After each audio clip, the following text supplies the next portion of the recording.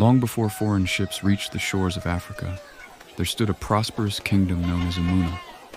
Surrounded by thick forests and fertile lands, it was a kingdom where rivers flowed in every season, harvests never failed, and its people lived in peace. Neighboring kingdoms often wondered why Umunna never suffered famine or defeat in battle, but only the elders knew the truth. Hidden beneath the royal temple rested a sacred calabash, entrusted to the kingdom by the ancestors many generations before. It was not worshipped as a god, nor admired as a treasure. It was guarded because it carried an ancient responsibility. Every full moon, the chief priest entered the sacred temple alone to perform an ancient ritual.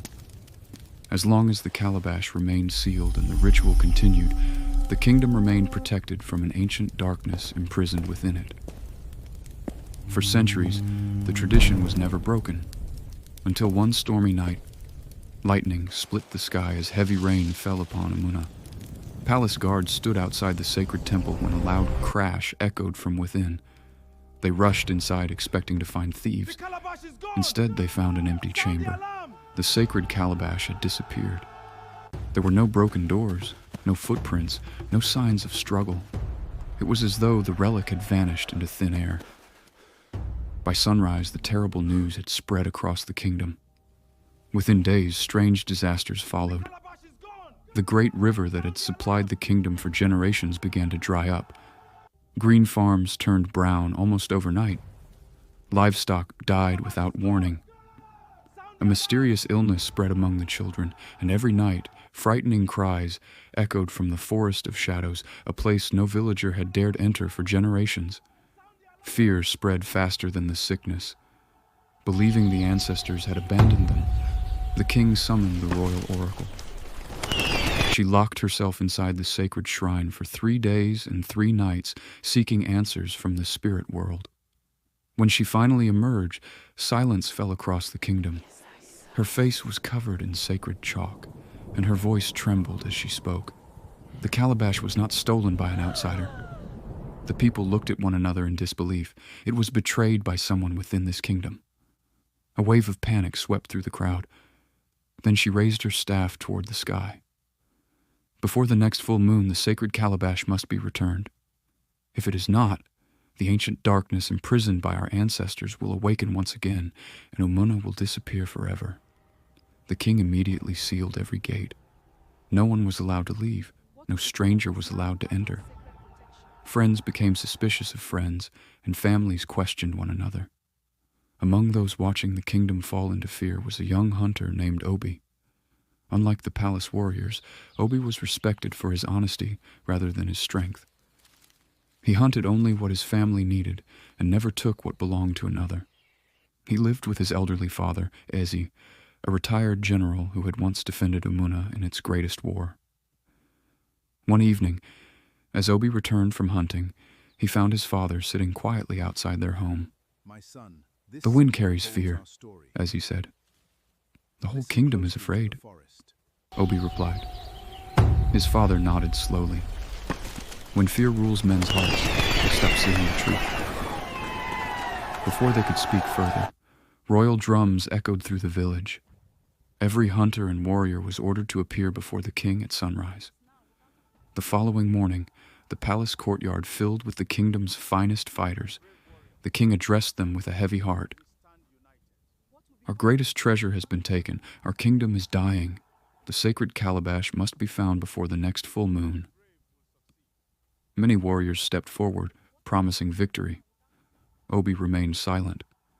After the gathering ended, a palace guard approached him. "The king wishes to see you." Inside the royal chamber stood only the king, the oracle, and Obi. The king looked directly into his eyes.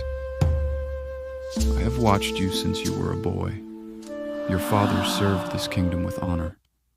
You have inherited something even greater than his courage." "The forest of shadows," the oracle said softly, "reveals its secrets only to a heart that remains pure." The king placed a hand on Obi's shoulder. "Find the calabash. Expose the traitor. Save Umunna." Obi bowed his head. "I will." Before dawn the next morning, Eza handed his son an old iron bracelet. "It holds no magic," he said, "but whenever fear finds you, remember who you are." Then he gave one final warning. The greatest enemy is not always the one standing before you. Sometimes it is the one hiding behind a friendly face. With those words, Obi entered the Forest of Shadows. The moment Obi crossed into the Forest of Shadows, the world around him changed. The songs of birds disappeared. The air became cold and unnaturally still. Towering ancient trees blocked out the sunlight, leaving only narrow beams of light to reach the forest floor. Every step echoed through the silence, and with each passing moment, Obi felt as though unseen eyes were watching him. He tightened his grip on his spear and continued forward.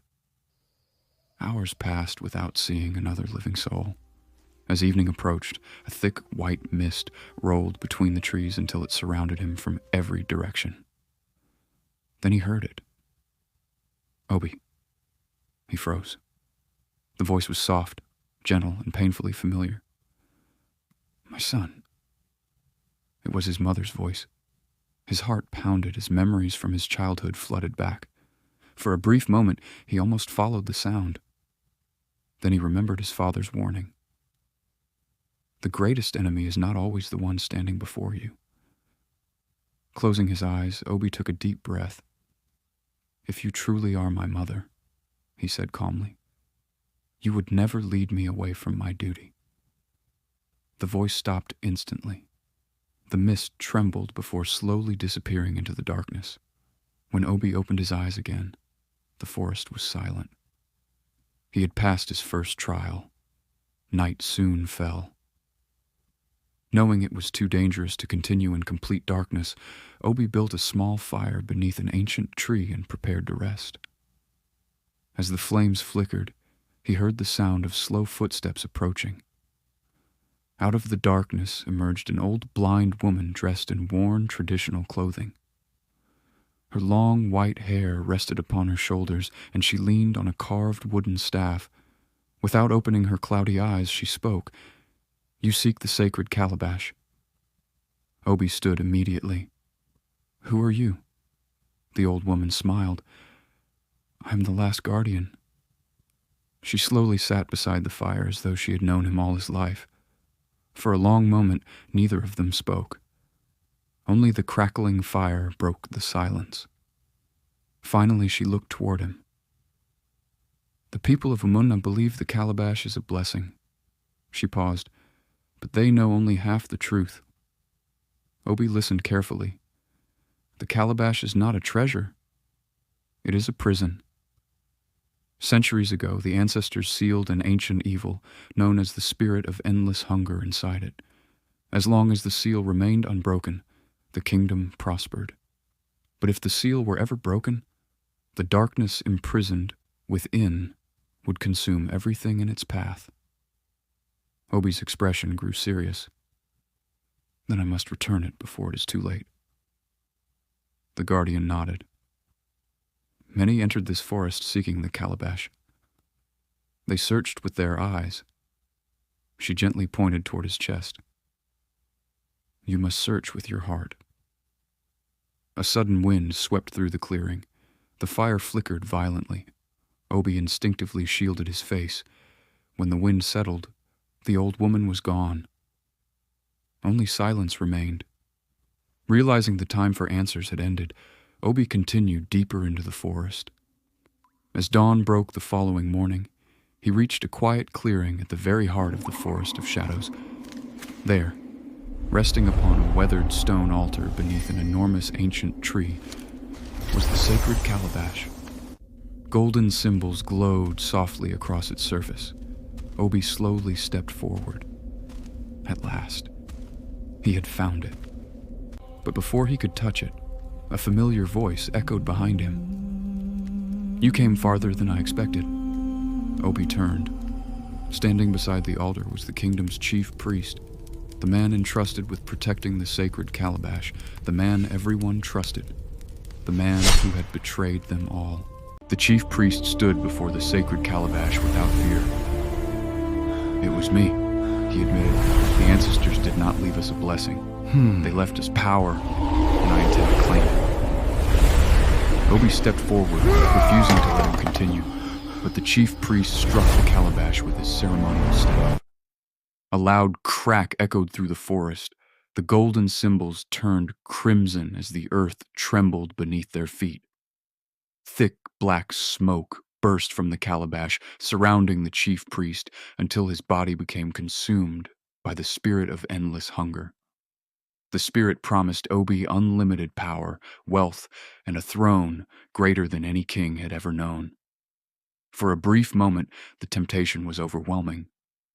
Then Obi remembered his father, his people, and the promise he had made to save Umunna. Without hesitation, he seized the cracked calabash. A brilliant golden light burst from within it, overpowering the darkness. The spirit screamed as it was dragged back into its prison, and moments later, the calabash sealed itself once again. With the ancient evil imprisoned, Obi carried the sacred calabash back to Umunna before the final full moon. The royal oracle completed the sacred ritual, and almost instantly, life returned to the kingdom. Rivers flowed again, crops became green, the sick recovered, and peace returned to the land. Grateful for his courage, the king offered Obi the throne of Umunna. Obi respectfully declined. "I did not save this kingdom to rule it," he said. "I saved it because it is my home." The king smiled, knowing the ancestors had chosen wisely. From that day forward, the story of the calabash was told throughout the kingdom, reminding every generation that true power does not belong to those who seek it, but to those who choose to protect others instead of themselves.